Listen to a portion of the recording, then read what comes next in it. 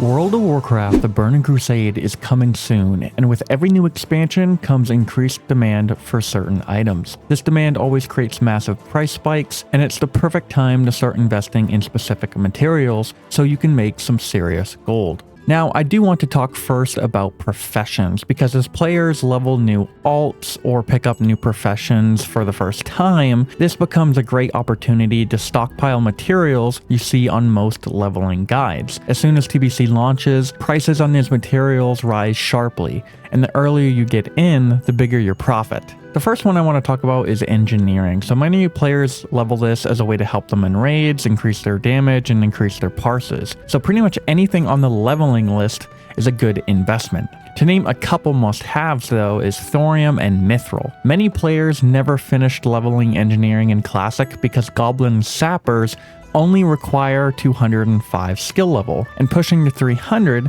needs a ton of thorium and mithril, both of which explode in price during the pre-patch. A couple hidden gems on the list are bronze bars and dense stone. Since people won't be in low-level zones farming copper or tin anymore, bronze will go up in price, and dense stone becomes super valuable because players will want to craft grenades for leveling or PvP utility in Outland. Blacksmithing also shares many of the same materials, which is why investing in thorium, mithril, bronze, and dense stone is so profitable. The professions compete for them. A blacksmithing specific pick is solid stone. Players need a ton of this to push past level 200, and it becomes one of those early pre-patch bottleneck materials because hardly anyone farms mid-level rocks anymore. Next on the list is Enchanting, another top tier investment since players will be leveling Blood Elf and Draenei characters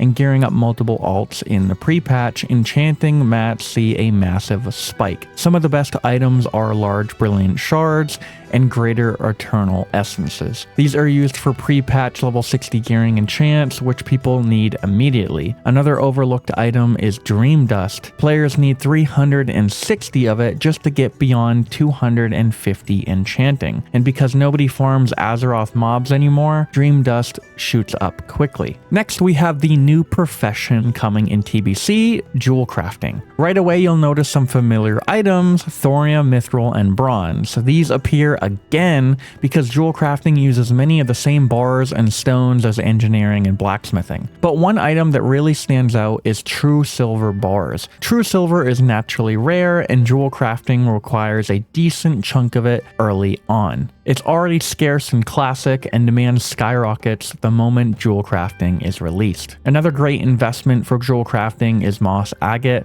and aquamarine. These gems usually get ignored in vanilla, but they become extremely important in the low and mid-level Jewelcrafting recipes. When thousands of players all try to rush 1 to 300 Jewelcrafting at once, the auction house dries up instantly. Tailoring is another profession that sees a massive wave of leveling during pre-patch, especially from warlocks, mages, priests, and players prepping for those level 70 cloth sets. Great investments include Ruin Cloth, which every tailor needs literal stacks of it, Mage Weave, and wool cloth. Ruin cloth is the biggest winner. It always doubles or triples in price in pre-patch because the leveling curve from 260 to 300 burns through it unbelievably fast. Now, some other good investments include moon cloth bags, since the cooldown to make them gets removed in pre-patch, and also ruin cloth bags. Many alts will be buying up bags like crazy, so these are two good bag investments. Another great solid investment is illusion dust, since many alts will want to put enchants on their gear like greater stats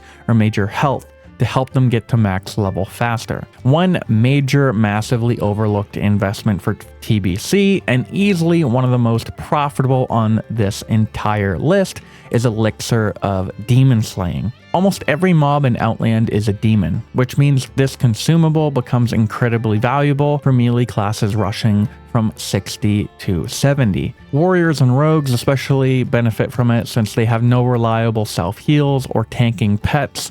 Killing mobs faster is everything. Elixir of Demon Slaying is used through the entire leveling process and even finds its use in early TBC raids with demon bosses. Combined with Demon Slaying weapon enchant, it creates a huge power spike for leveling melee players. This is easily one of the highest rated items on this entire list. Another thing I want to mention is how you can set yourself up for passive income all throughout the Burning Crusade.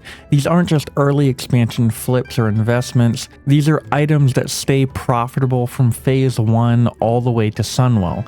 One of the biggest categories is primal elements. Items like primal fire, primal air, primal life, and primal water are used in almost every major crafted epic, weapon, resistance piece, and raid consumable throughout TBC. No matter what phase you're in, players will always need primals. Whether you're farming motes of fire in Blade's Edge or air elementals in the Grand, you can reliably turn these into guaranteed gold every single week. Another steady moneymaker is Netherweave Cloth. This stuff never stops selling. Tailors use it for leveling, but the real reason it holds value all expansion is because of Netherweave bags. Every alt, every bank character, every new character in TBC buys them. If you want a low effort, consistent gold maker that sells on the auction house every day of the expansion, Netherweave Cloth and the bags you craft from it are as safe as it gets. The same goes for Fel Iron and Adamantite. These ores stay relevant from the moment Outland opens until the final raid tier because Jewelcrafting, Engineering, and Blacksmithing all need massive amounts of them. On top of that, jewel crafters will be prospecting these ores all expansion long to get gems for raiding and leveling alts, or never stops being valuable. So even casual farming sessions turn into consistent profit. And lastly, there's tailoring cooldown cloths like Shadow Cloth, Spell Cloth, and Primal Moon Cloth. These are some of the most reliable passive income sources in the entire expansion. Each one has several day cooldown, meaning the supply is always unlimited. Players use these cloth to craft some strong caster items that remain relevant throughout the expansion. If you log on, press one button every few days, sell the cloth, you're earning gold passively for the entire run of TBC. All of these items stay in demand from early leveling all the way into Sunwell. They don't depend on timing of the market, you can farm or flip them whenever you want and they'll always sell. At the end of the day, TBC investments are always the items that get used across multiple professions. Thorium, Mithril, Bronze are solid investments going into TBC. Primal elements, Netherweave Cloth, Fel Iron, they're great examples of money makers throughout all of TBC. And the more overlap an item has in regards to professions, the safer the investment. If you start buying some of these items now, you can make thousands of gold just by flipping profession mats when the TBC pre-patch launches. Start stockpiling gradually and you'll be in a great position when the Burning Crusade launches so you can buy your epic flying mount. If you enjoyed this video, be sure to like and subscribe for more content just like this. Thank you so much for watching and I'll see you in Outland. Got a single frost vulnerability, holy. I got 99. Did you really? Nice. Mana igniting cord. That's this for me.